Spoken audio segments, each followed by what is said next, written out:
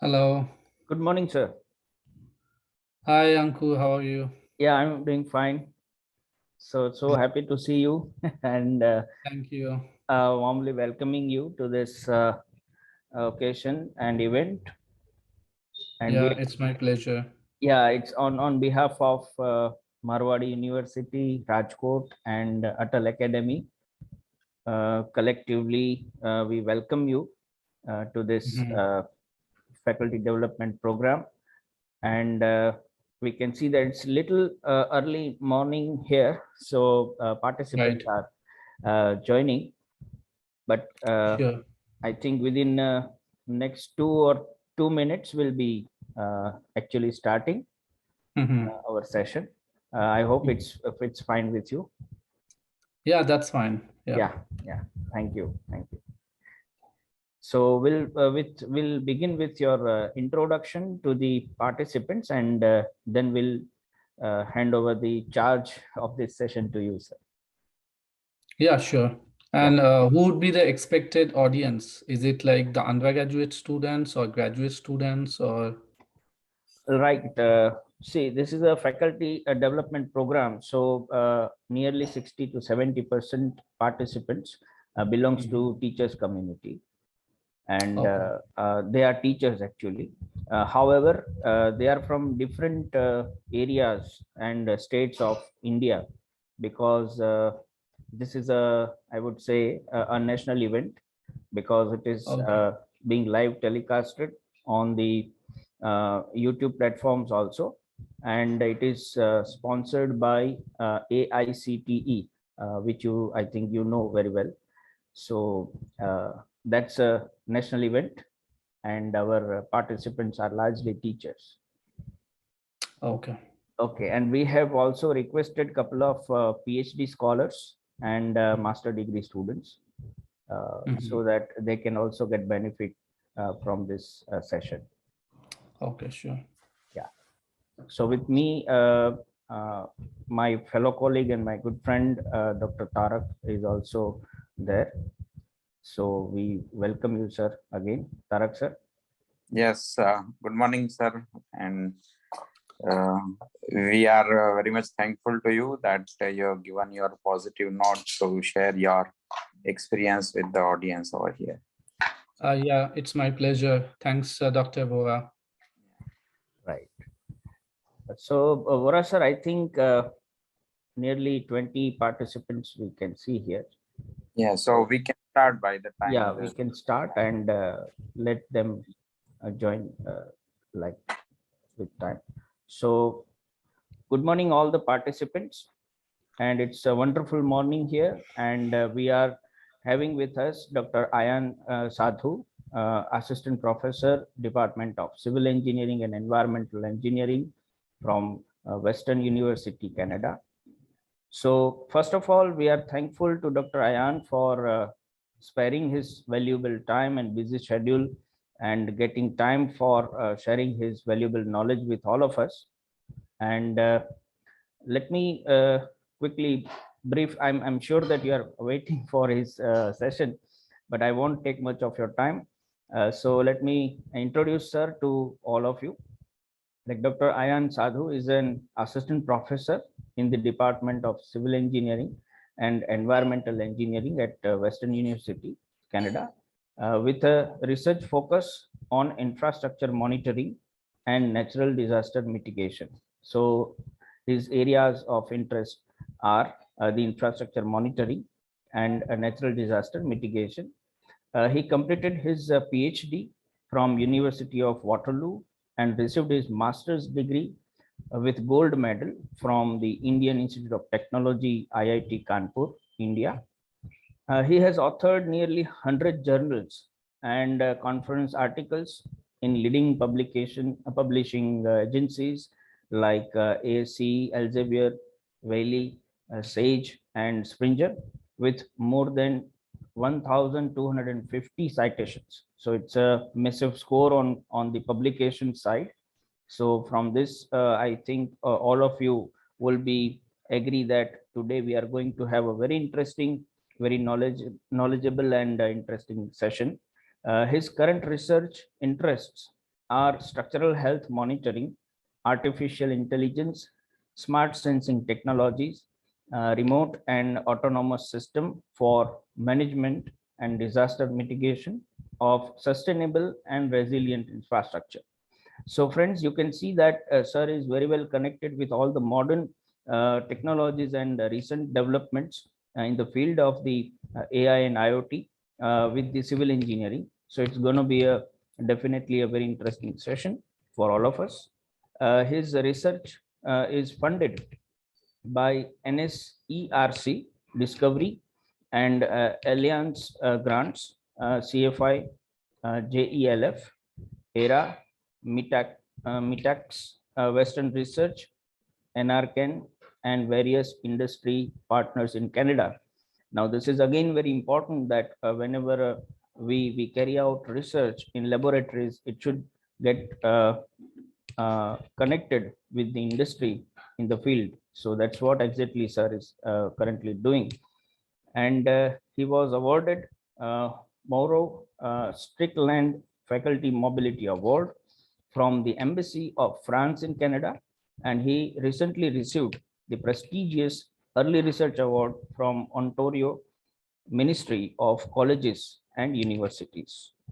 So, friends, I think this is more than sufficient to ensure you that sir is a kind of encyclopedia of this subject and topic.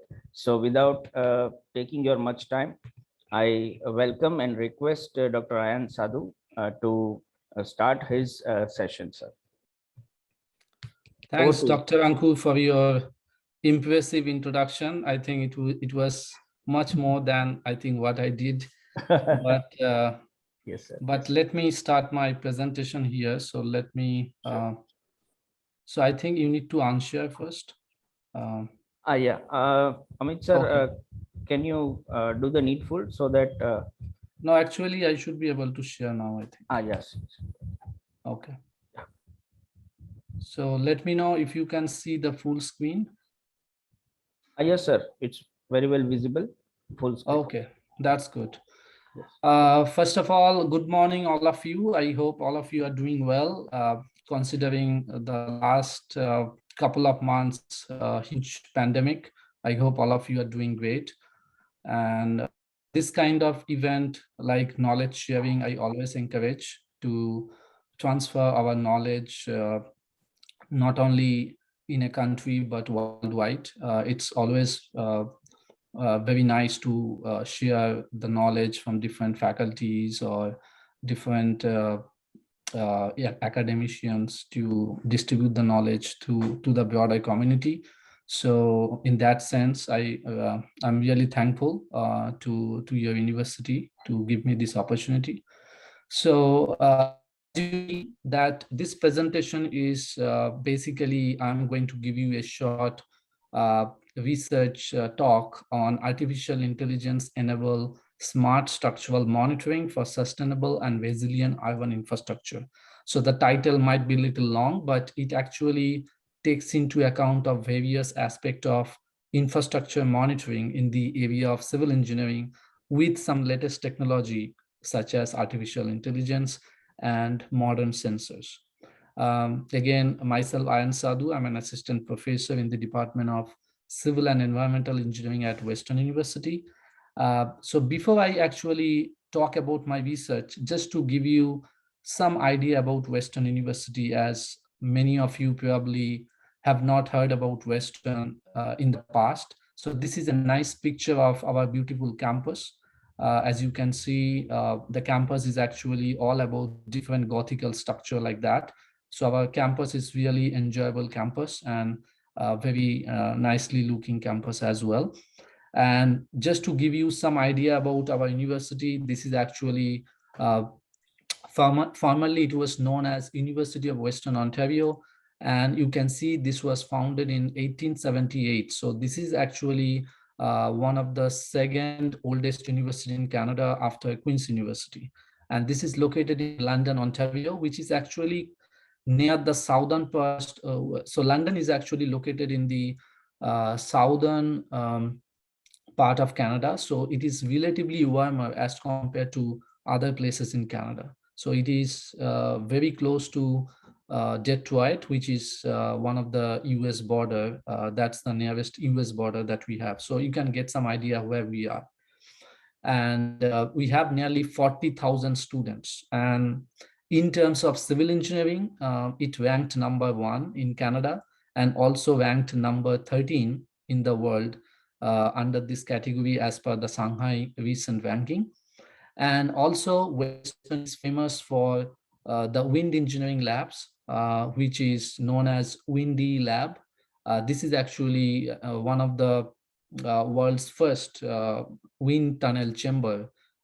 And many researchers worldwide, they actually come to this lab and do all sort of research or industrial collaboration in this laboratory. So we are really grateful to have this kind of lab in our campus, and that actually facilitates a lot of our research related to natural disaster mitigation. So with that, let me go into the outline of my presentation here. So first, I'll give a brief research background about myself, followed by some introduction of structural health monitoring.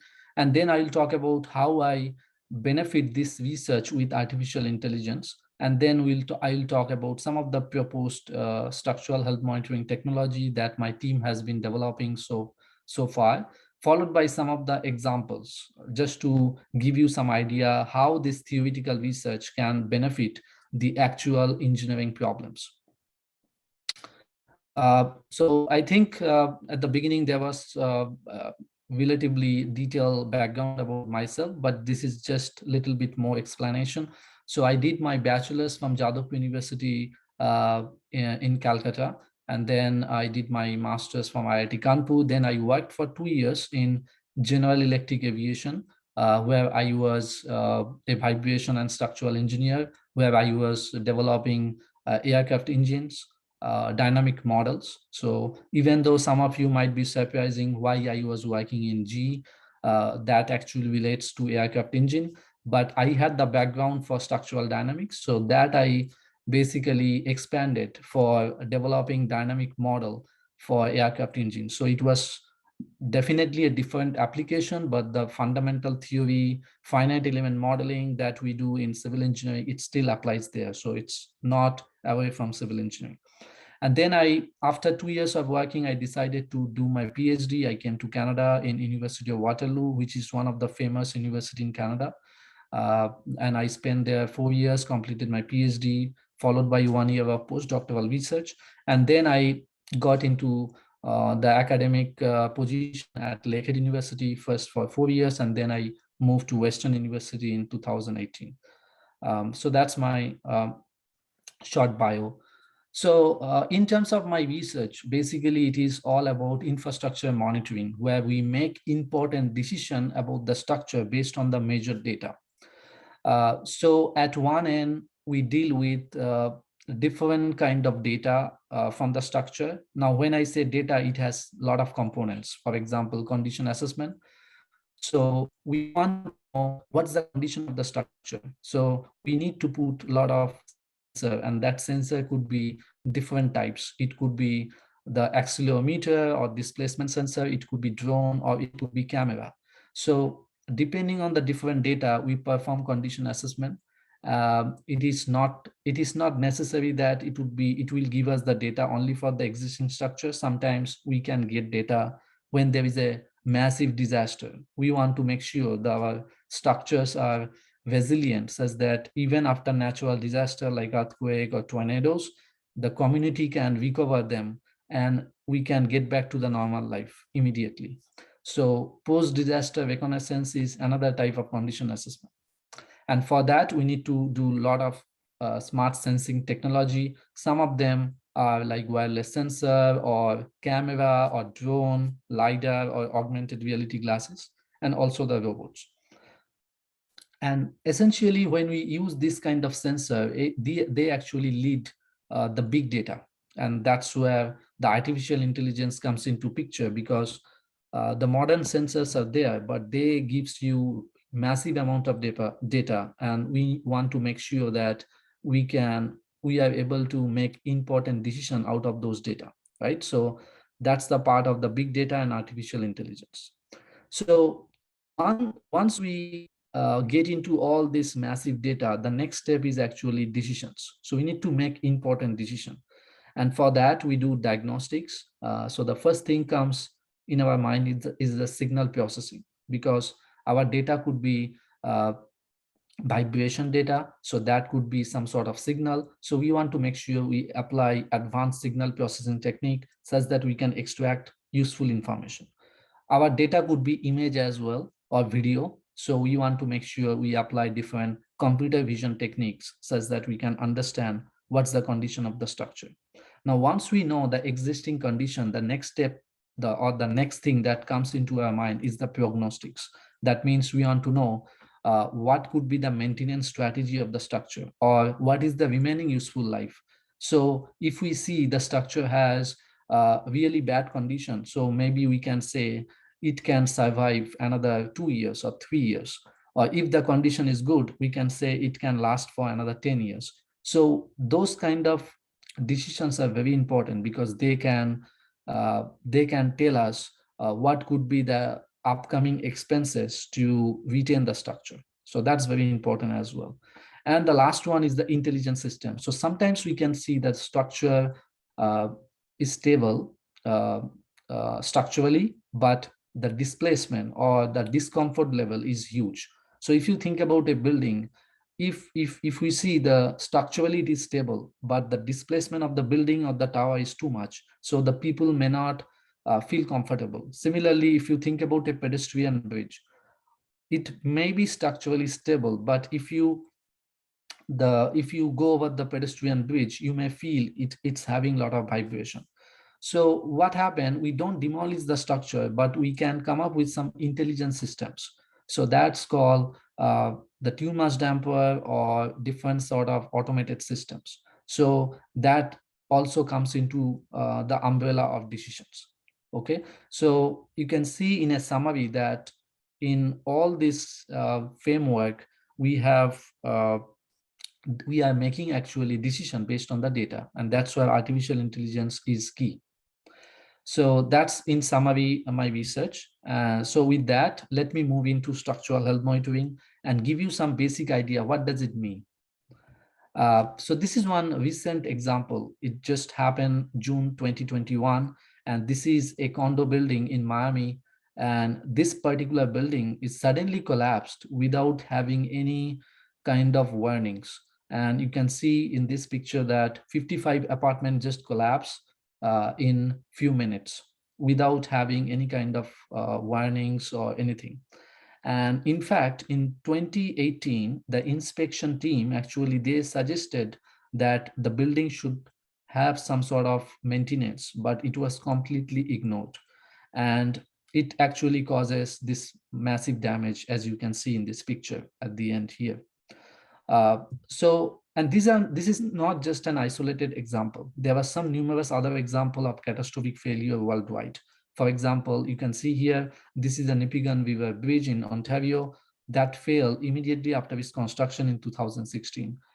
This is Bonny River Bridge in Alberta that actually failed in 2013. And there was a significant scarring at the bottom of the foundation that happened due to a massive flood, which was left unnoticed, and it causes massive damage. And there were some other examples of catastrophic failure due to the natural disaster, as you can see in this picture. So finally, you can say, or we can say overall that the structure has reduced level of sustainability. And what are the reasons? It could be the natural disaster, it could be structural aging or faulty construction, or unexpected loads, or the deferred maintenance. So there are various factors that are affecting the structural health. And this is not a surprise. This is actually indicated by ASC, American Society of Civil Engineers, recent report card that we have a grade of just C minus. Okay, so when we see a grade of C minus, we are afraid, right? And you can see the grade, it's just C minus. Okay, so it's not even B. So it seems our infrastructure is really in a poor condition. And this is also reflected in CSC's 2019 report card as well, which is Canadian Society of Civil Engineers. We said that a penny now or dollar later. So you can see the effect of structural conditions or the damage. So it's huge.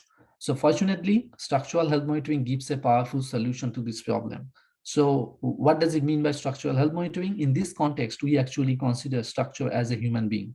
So when we have a problem, we go to a doctor and they use different sensor and they do the diagnostics and they can tell us where is the problem. So it's same thing. Structural health monitoring, it's all about we are monitoring the health of our civil infrastructure. So what we do, we put a lot of sensor, we get data, and then based on that, we use different artificial intelligence technique or signal processing technique to understand what's the condition, where is the damage, what's the severity of the damage, those kind of information. And once we know that, we can easily make the preventive actions. So that's our idea.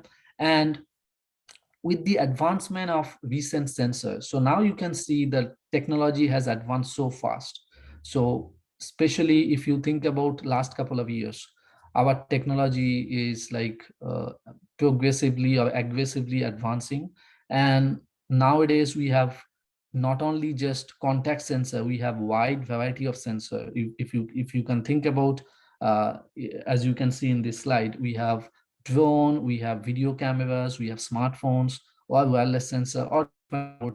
So they actually can help us to make more smart decision such a way that we can maintain our structure not only during construction but also during the operational life or even during the post-disaster event. Okay, so that actually makes our cities, our communities more smart. However, definitely the technology is advanced, so that's good for us, but there are a lot of challenges. We cannot readily use the latest technology in our structure. There are many challenges. So let's take a look the downward side of this structural health monitoring and see what the challenge is. So basically, if we want to say our structure is sustainable and resilient, we want to make our decision very rapidly, or our decision should be robust and real time and remote. Then only we can say that our technology is robust enough to implement in smart cities or sustainable infrastructure and so on. And that's why you can see there are 4R here: rapid, robust, real time, and remote. So this achieving this 4R into structural health monitoring is the theme of my research. So let's see what are the challenges that bring this research into our research team and what we are doing to address those challenges. So first of all, the rapid inspection. We want to make our inspection rapid because that will help us to make quick decision. However, we can use robots or smartphone to get those kind of mobile inspection, which is rapid, but it can give a lot of sensor structure interaction because these sensors are mobile in nature. So what happened, since the sensors are mobile, there is a significant sensor structure interaction. So whatever data we get, we cannot readily use them because it has some mobility information, which is making some sort of noise to the data. At the same time, when we are using drone, which is another mobile device, we may not have adequate number of sensor or image data. So we have limited availability of the database. So that's from another challenge. Then think about the robustness. That's the second R I'm talking about. When we develop some algorithm or technology, we always want that this is very easy to quantify and classify. So we should be able to classify the damage, or we should be able to quantify the damage as well.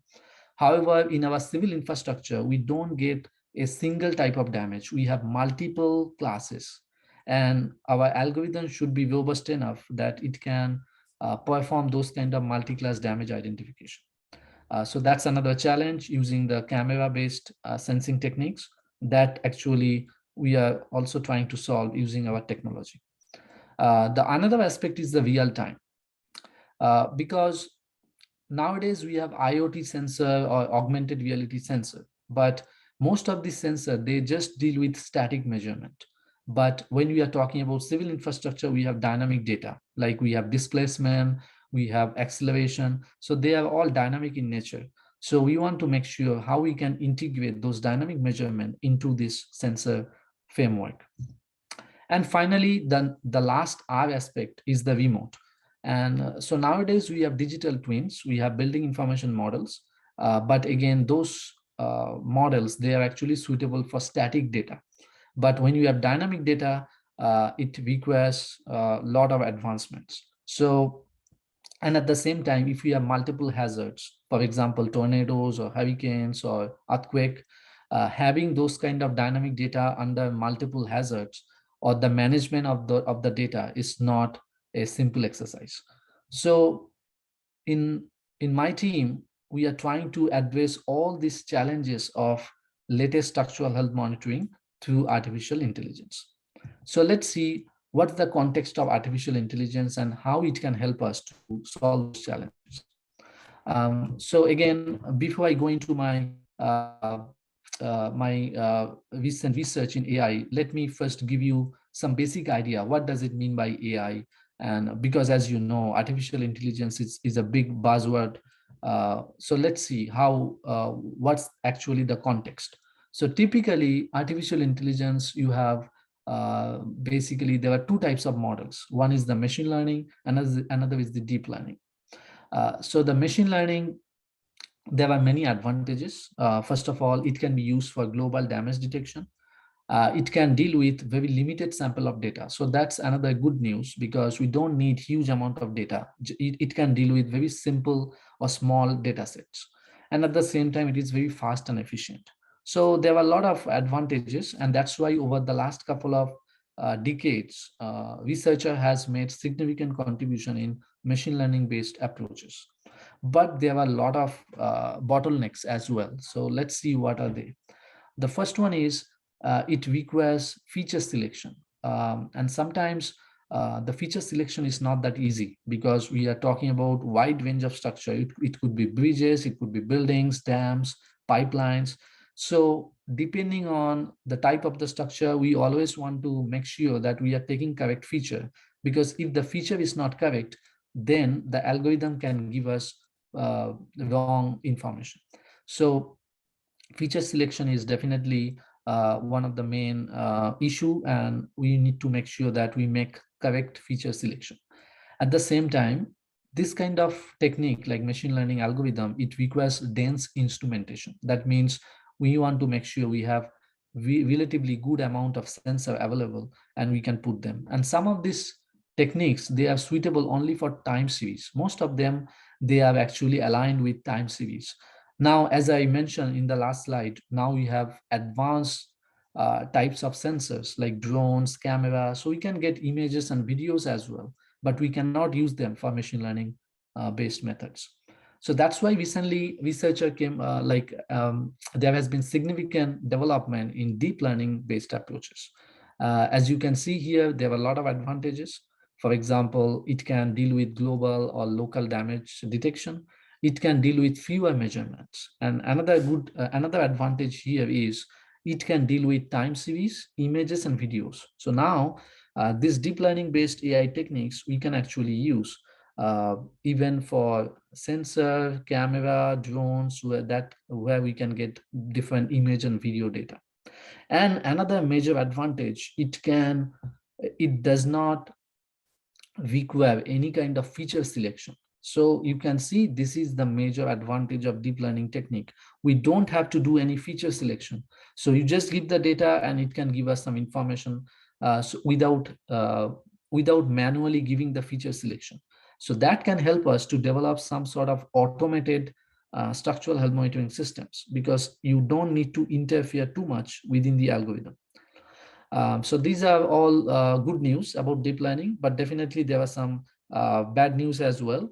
First of all, most of these AI techniques, it requires big data. So big data is one of the issue, and that means we need to have good processing capability. The standard computer may not be enough. We may have to use high computing facility. to address or to deal with those kind of big data. Okay, so with this brief background of AI, let me show you how these techniques can help us to solve different challenges of structural health monitoring. So here, the first one is the blind source separation. This is one of the popular signal processing technique, and this can be expressed using this simple schematic. So let's see what is blind source separation. So suppose you have two speakers and you have two microphones. So each microphone is receiving sound from these two speakers. So we have two microphones. Both the microphones are receiving sounds from these two speakers. Now the idea is, can we get the unknown sources that we have based on this microphone data?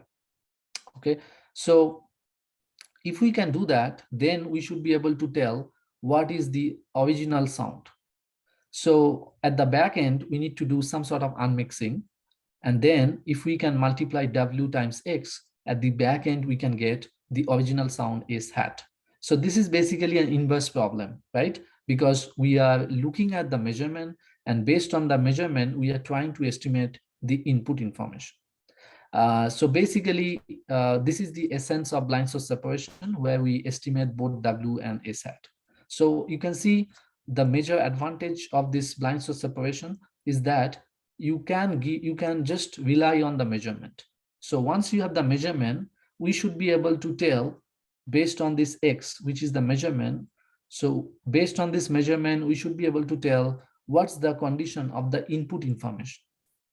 Now, it may seems like some sort of acoustic or audio signal kind of approach, but you may be surprising why I'm talking about this in terms of civil engineering application. So let's bring the civil engineering aspect here. So we have bridges, we have buildings, we have dams, right? And let's say you install sensor. So when I install sensor in a bridge, the bridge measurement, it may contains the signal causing due to this railway vibration at the bottom of the bridge, or it may cause the vibration due to the truck, or it may cause vibration due to the temperature or any operational load. So at the end, you can say that the measurement is basically a mixture of many signals, right? Similarly, if you think about the building or any kind of dynamic system, the measurement is actually a mixture of multiple modal responses. At the same time, if you look at a dam, these are the all output we can think about. We can get seepage, we can get uplift pressure, strain, or measurement, whereas the inputs are either temperature, water, age, or maybe earthquake. So at the end, the bottom line is, in all this application, you can see that our measurement is actually a mixture of multiple unknown signal. And if we can separate those unknown signals carefully, those signal can give us all sort of important information about the structure. And that's where you can see now the similarity between blind source separation and our structural system identification. So now I can say we can cast this problem within the framework of blind source separation. And so this is about some sort of machine learning approach that we have used in my team. And then we also used different deep learning techniques to solve structural health monitoring problems. And typically, convolutional neural network is one of the simplest example of AI technique. So what it does actually, it uses a deep discrete layer of network such that it can automatically detect the defects from different data sets. It could be time series, it could be image or videos. So this is a typical network. You can see the network can be really deep depending on the complexity of the data. So with this background of artificial intelligence in structural health monitoring, let me give you or let me show you some of our proposed technology that we have developed so far. As you can see, whenever we develop algorithm, our main theme is to make our structural health monitoring more rapid, robust, remote, and real time. So that's always has been our theme. and we try to contribute to this area, which can lead to smart cities, smart communities, and sustainable urban infrastructure. So that's where our unique contribution in my team. So let's take one challenge that we'd like to solve. And I think I mentioned that briefly before. We have the mobile sensor, which is good news, but there are a lot of challenges. So think about the traditional approach. So in this picture, left-hand side, you can see there is a bridge, and we put sensor, which is physically mounted in the bridge, right? Whereas nowadays we have advanced sensor. We can use drones, or you can use camera, and we don't have to install none of them in the structure. We can keep it totally separate. So we can make indirect measurement. However, when we use this kind of sensor, this data, the mobile sensor that we have here, there the data collection is actually decentralized. So we cannot access infrastructure at a given time. Maybe we collect data from one segment of the structure, and then we move the sensor and we collect data from another segment. So you can see now we are having segment-wise data collection using this mobile sensor. Now, when we have segment-wise data collection, it becomes decentralized. And we want to make sure, because when we have decentralized measurements, we have limited sensor. We don't have adequate sensor throughout the structure at the same time. So to address that problem, we actually develop a newer class of machine learning algorithm called sparse blind source separation. So what does it mean by sparsity? This is a good example, a very simple example to understand what does it mean by sparsity. So let's say we have two signal, S1 and S2, and now I'm mixing them together, and this is I'm actually mixing them using linear combination. So this is the mixture X1 and X2. So when you look at in time domain, you can hardly see there is any information about the two sign signal. However, when you look at into the frequency domain, you can see there are two different clusters corresponding to S1 and S2. So you can see that if we can separate these two clusters and perform inverse frequency domain transformation, we should be able to identify the input information, right? So that is advantageous because now we can tell what's the condition of the structure. Now, when you see this picture, it may look very simple and easy exercise because you can clearly separate them. But when you get actual data from the structure, the data is not that nice. The data could be noisy, or we may have multiple frequency. They are very close to each other. So clustering those signals is actually difficult. So to address that problem, we came up with wavelet-based time frequency method, and we showed that the ratio of these wavelet coefficients, they can give us the structural information. So with this, we are able to solve this practical problem using signal processing. The another challenge with the mobile sensor is the indirect bridge monitoring. So let's see what the challenge we are talking about. So basically, it is not necessary that we need to put the sensor in a bridge. We can also put sensor in a car, and we can take the car over the bridge, and we can get the data collection. And that kind of research is actually helpful because now we don't have to put sensor in a bridge, so we can save a lot of time. And also we don't have to close the highway bridge or long span bridge just for the data collection. So you can see there are a lot of benefits. But the challenge is here. When we actually get the data contains not only the bridge frequency, but it also contains driving frequency and vehicle frequency. So we want to make sure we correctly capture the bridge frequency out of the mixture of all this frequency that we have. Okay, so to solve that problem, we develop advanced time frequency method that can delineate this frequency from the unwanted frequencies. And this is one of the approach that we have used. And this is one of the lab model, as you can see, where we are trying to validate. So we developed a time frequency based method where we are getting the non-stationary vehicle measurements that we are trying to decompose using empirical mode decomposition. And then whatever decomposed signal we have, we are applying synchro extracting transformation that can give us some modulation. And that modulation actually can tell us whether the frequency is bridge frequency or vehicle frequency. That way we can separate. So this methodology recently we have validated using one of our laboratory model. As you can see, there is a robot car here, which is going over the bridge model. Uh, Even though this is a very simplified model, but we are trying to validate that in one of the city bridge uh, as well. But this particular slide, it shows only the lab setup. So here, this bridge model is actually excited by an actuator, as you can see. And then with the proposed algorithm, we have been successful in saying the bridge frequency, vehicle frequency, and driving frequency. So that was very helpful. Okay.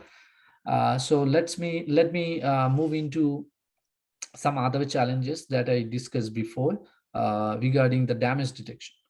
As you know, structural damage is one of the practical civil engineering problem, because we want to make sure we can identify the severity of the damage, the location of the damage, and so on.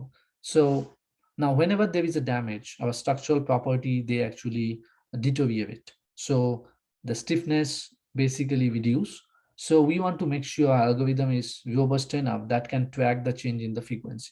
So this picture here, it shows some of our recent algorithm that we have developed. And as you can see that using this algorithm, we have been successfully able to track the change in the frequency. And in most of these cases, you can see that the proposed algorithm have been very successful in tracking the change in the frequency of the structure. So by which we have been successful in identifying the progressive damage in the structure. Now, so far we talked about the global damage, where the frequency of the structure can reduce significantly. But apart from the global damage, the local damage is also very important. It may not give a catastrophic failure at this moment, but it can give us early warning such that we can make preventive maintenance. So it is very important that we also develop robust damage localization technique. And so to accommodate that, recently we are developing artificial intelligence methods. And this is one of the approach that we have used in the recent past. So this picture, as you can see, this is one of the concrete wall, which was damaged under different loading. And we developed this AI technique with multiple deep layers, as you can see. And so the idea is we have multiple undamaged images and multiple damaged images. Okay, so here you can see these are the undamaged image, and this is the damaged image. And then those images were fed into the AI technique that we developed. And then the outcome is this. So you can see that the algorithm was able to automatically uh, highlight the location of the crack. So this highlight was totally automated. So if we have this kind of algorithm, you can actually give any unknown images, and that can give us the information about the real-time crack in the structure. So that way, this algorithm was able to address the challenges of crack localization. Um, However, one of the challenge here is most of these techniques, they actually use large training data. So that's one of the bottleneck of AI techniques, because whenever we develop algorithm, it requires massive amount of data. Sometimes you need maybe 5 to 10,000 image database. And sometimes that's not actually feasible, because in civil structure, it is not necessary that we always have this much massive data. So recently we are trying to solve that problem using another newer artificial intelligence technique, which is called generative adversarial network.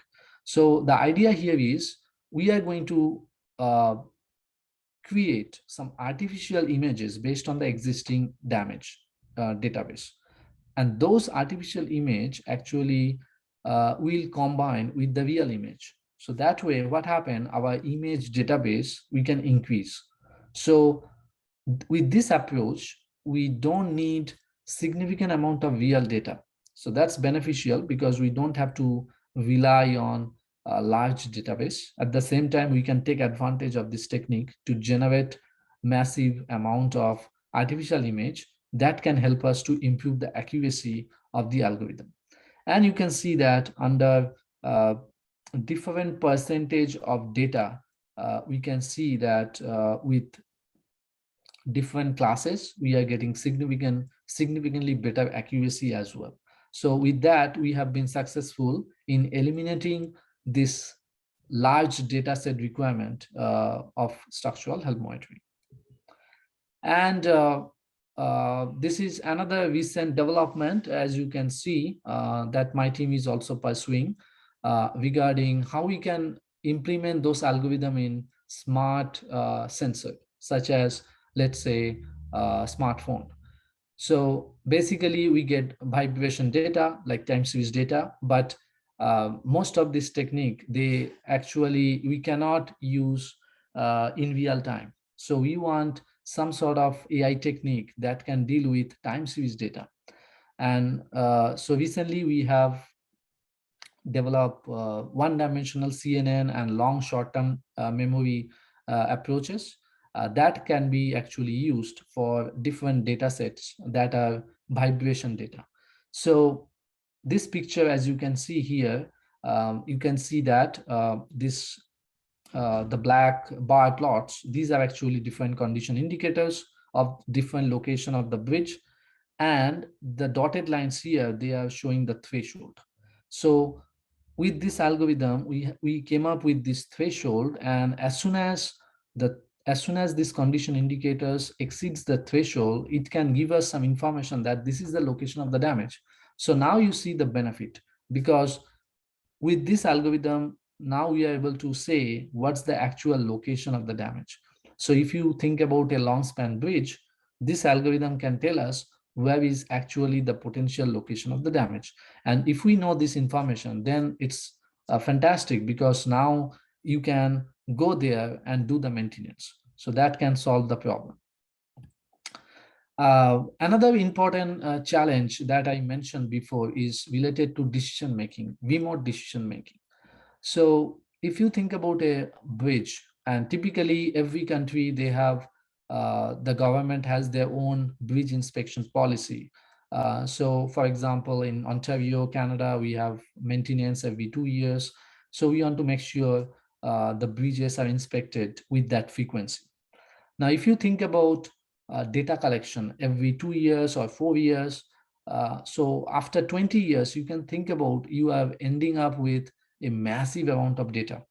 So for the bridge engineer, it would be really difficult to track those data and say how the structural health of the bridge is evolving over time. So that's really challenging. So that kind of decision making is problematic. So to address that problem, we recently implemented building information modeling into structural health monitoring. So let's see what we did here. So typically you can see the top picture here. This is actually the physical sensor. So we installed the sensor in the bridge that are shown using these yellow highlights. And at the same time, we also developed a building information model of the bridge in a software. And now we also assigned the sensor, the virtual sensor you can think about, into that model. And then all the physical data that we get from the sensor, they are connected with this virtual sensor. So we created a database that can deal with all sort of physical data with that virtual sensor. So you can see the benefit now. The benefit is a bridge engineer can look into this model, and then they can select the data and the date of the structure, and immediately it can give us the information of the bridge for a given time or a given season or in a given year. So now the bridge engineer can make remote decision making with this kind of model. So this is called bridge information modeling approach, and we have been successful in implementing this idea in one of the city bridges in Canada. And finally, the real-time inspection. As you know, that real-time inspection is very important, and sometimes our structures are not accessible. For example, if you think about a long span bridge, because of the river below, we cannot go deeper to the bridge or underneath the bridge and make all valuable inspection. So it is very important that we also have the devices that can give us a real-time inspection. So my team recently explored augmented reality devices for inspection, and this is Microsoft HoloLens, and the advantage here is we are able to make some important decision about the structure, and we are also trying to implement this idea for dynamic data as well. So with that, let me move into the last topic of my talk, which is where I'm going to show some of the full-scale validation that we have done so far. So this is a snapshot of different structure. So top one shows basically the Toronto Pearson Airport. You can see there is a airport control tower, and we actually implemented our algorithm and develop a damper that you can see here, which was successfully installed in the tower, which reduced the vibration level of the tower significantly. These are some other bridges in North America and Europe. In some of these bridges and buildings, we implemented our algorithm for better condition assessment of those structures. This is one of the city bridge in London, where recently we have completed the instrumentation. Here you can see this is the sensor install. At the same time, my student is also using drone for detailed inspection of the structure. So these are the images that you can see we get from the drone. And with the collaboration with City of London, we are actually trying to implement this algorithm, and we are trying to compare the results with the actual sensor installed in the bridge. This is another example where we are actually applying this technology for monitoring of the dams. So this is one of the dam, which is part of the Conservation Authority in Ontario, London. And in this particular dam, what we are doing, we install different acoustic emission sensors. Those sensors are actually extremely powerful to capture the crack. And with our algorithm, we have successfully identified the location of the crack in the dam. And this is one of the picture here. And you can see in some sensor location, some of the condition indicators are extremely higher as compared to other indicators, which are actually showing the location of the crack. These are some other example of critical facilities. For example, the top picture shows the baggage handling system in Toronto Airport. As you know, every airport we see baggage handling systems. They are responsible for moving our baggages from one place to another place or different terminals and so on. If you think about the sudden failure of this baggage handling system, you can think about what will happen. We'll lose our bags. We'll probably get the baggages after a couple of days, right? So it will cause significant economic loss to the airport authority. So the airport authority always, they want to make sure that this kind of failure does not happen. So we actually came up with some sort of probabilistic approach by which we estimated the remaining useful life of those bearings and the gearbox or the machineries that this baggage handling system has. And then we implemented that into the airport SCADA system. So that was automated. So that was one of the major practical application of whatever theoretical analysis we do. The same thing we also did in one of the mining site in Ontario. So this is one of the largest mine, the palladium mine in North America. So they have all these long material handling systems, and they also had the same issue. If any of this material handling system stop working, you can imagine it's very difficult to bring those mineral from one place to another place. So for the mining authority, it would be like $100,000 loss every day. So it's a huge economic loss for the mining authority.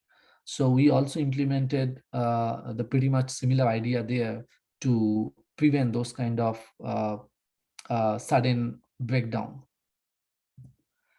I think that's all I have today. I think it provided you some sort of idea regarding structural health monitoring and what are the practical applications. And in a nutshell, I did not go into the details of those algorithms because that might be a little difficult, but at least probably it gave you a little flavor of what's the benefits of artificial intelligence in structural engineering or in to the broader civil engineering applications. Finally, I would like to thank all of my collaborators, including the industry partners and the funding agencies. Those basically, that's why we get all the support for the students, for the equipments, and so on. So their support is highly acknowledged. And at the same time, I also thank my collaborator from different universities in Ontario and also different industrial partners and international collaborators from different countries like Germany, Ireland, France, US, and India. Finally, I'd like to acknowledge my team as well. As you can see, some of them are here when we actually did one of the bridge inspection, which was one of the city bridge in London. So again, thanks all of you for your attention, and I hope you enjoyed this talk, and I'd be happy to answer any question you might have. Yes, thank you, Dr. Ayan, for such a interesting and informative session. Amit sir, do questions in the question box, if you can spot, or Tarak sir, you may also take up some of the questions in case. So any participant have any questions, please ask if you have in a question box.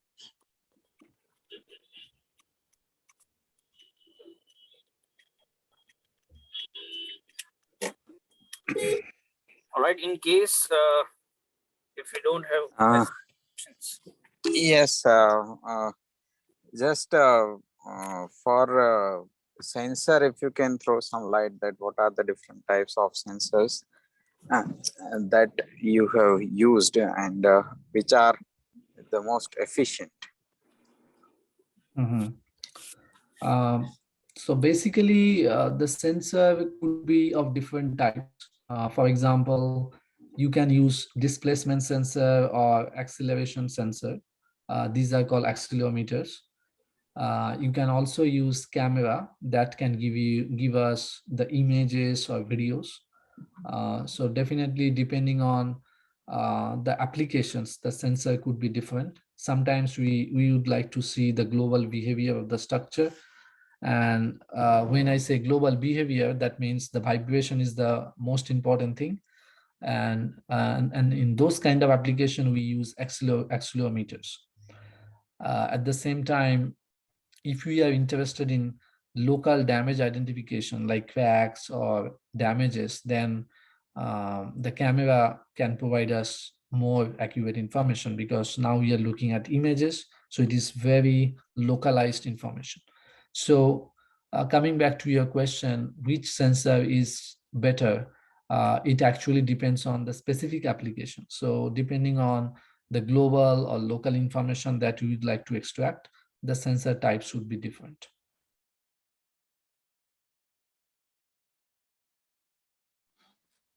Yes, thank you. Amit sir, if we have more questions.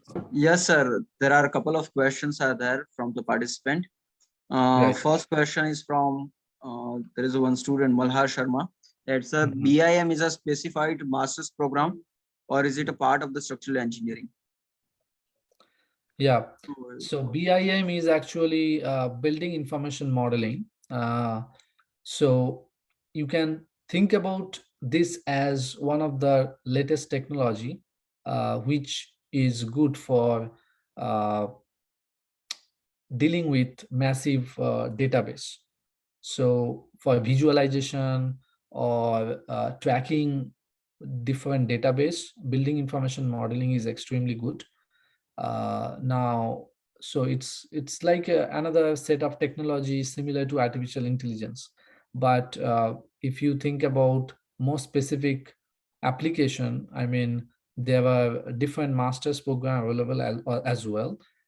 Typically, uh, in structural engineering, we don't see BIM as a specific course, but in architecture engineering, BIM is actually considered as very popular nowadays. In some universities in Canada, we have architecture engineering where we see a lot of application of building information modeling.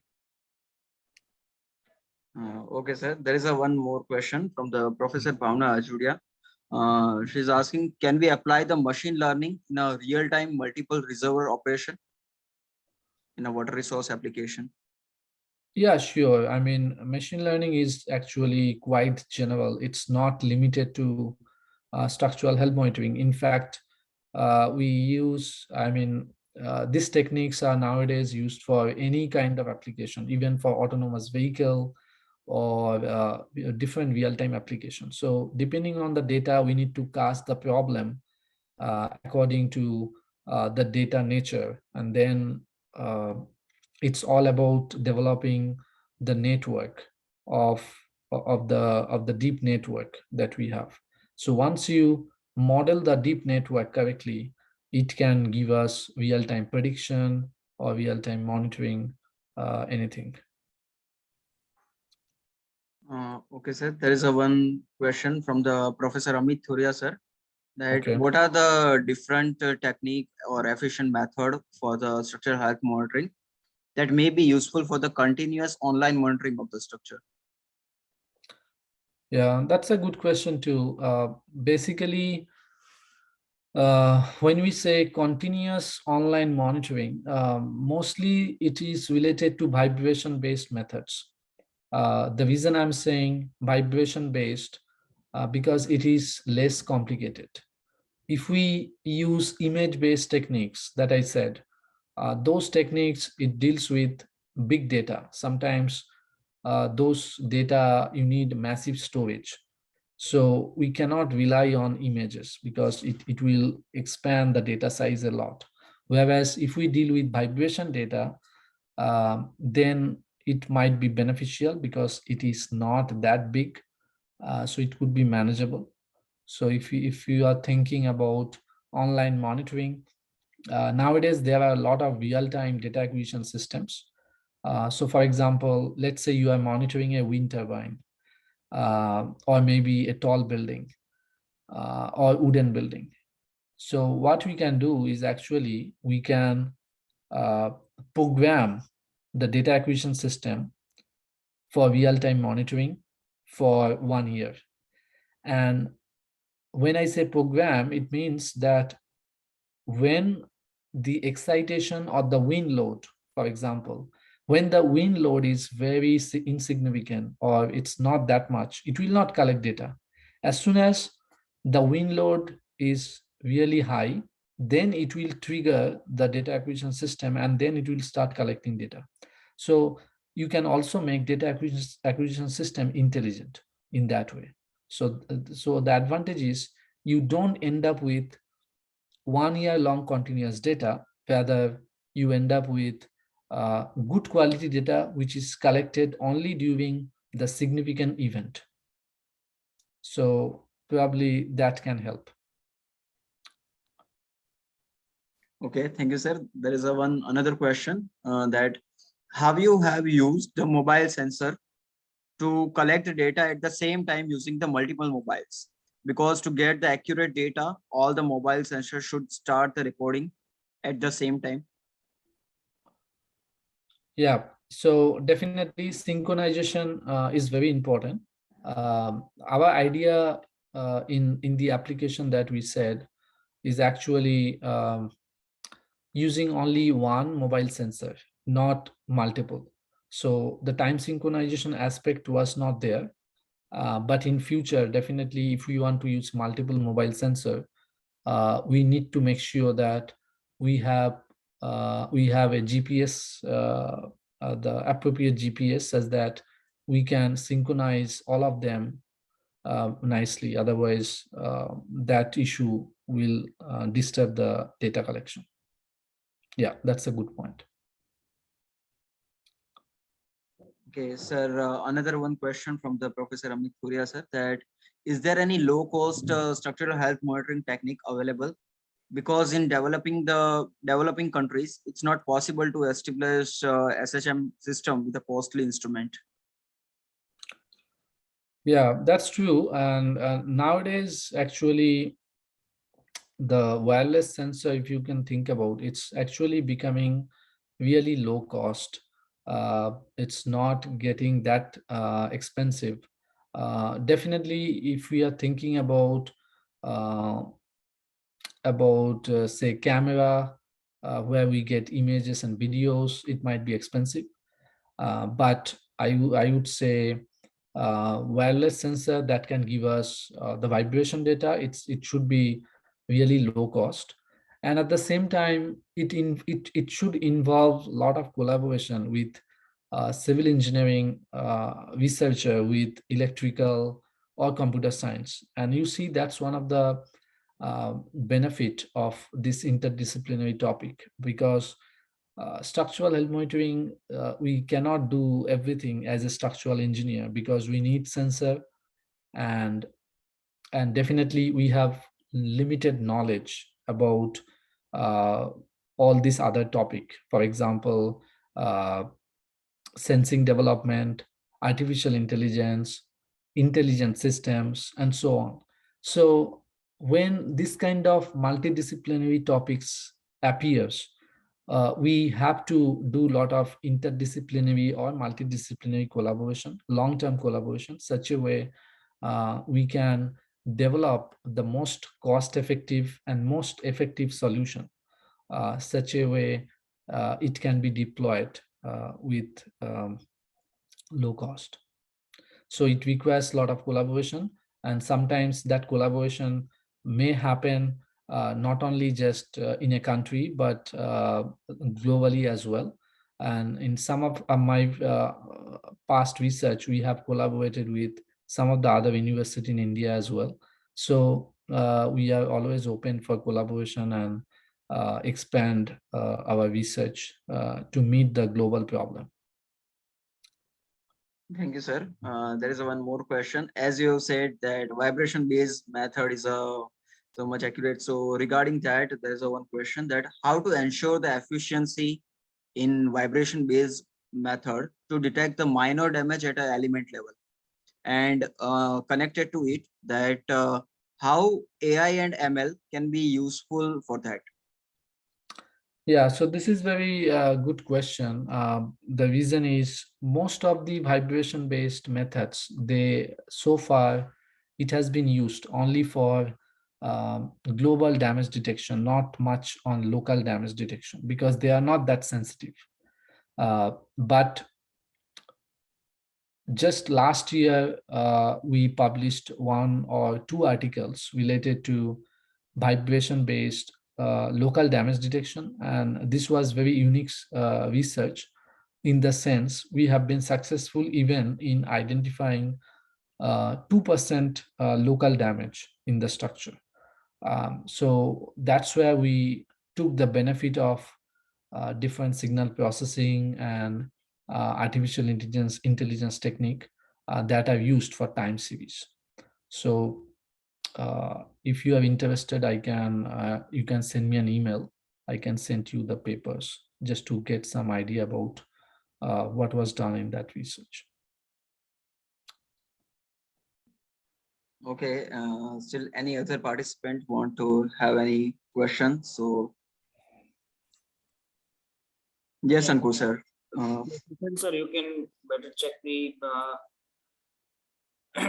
the question box in case. However, I think this was one of the most interactive sessions that we ever had in this FDP. And That's good to hear. And I'm also very happy to see a lot of good questions. So that's good. yes, sir. So I think it's a time to thank once again Dr. Ayan for sharing his valuable time, information, knowledge, and research. As you can see, I have reached at institute. I was Okay. on a traffic, so now I'm in my chamber. So just point apart that we would like to collaborate definitely with your conveniency and your guidance definitely. Because as you may have realized that Dr. Amit, Professor Amit here is doing his PhD on a nearly same topic. And as a universities, as a department, we would definitely like to get in touch with you with your Yeah, convenience. sure. Yeah. Yeah. And nowadays there are a lot of potential for research collaboration, especially with Canada and India, because there probably, you know, there is MyTax. That's actually a very like potential source of research collaboration. Like just this month, I got one student from one of the IIT, and she came for 8 months.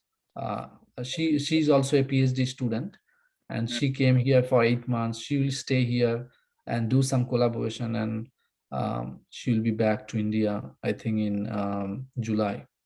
And so there are a lot of avenues of funding as well. So if any student would like to come here, it can be funded by the Indian government.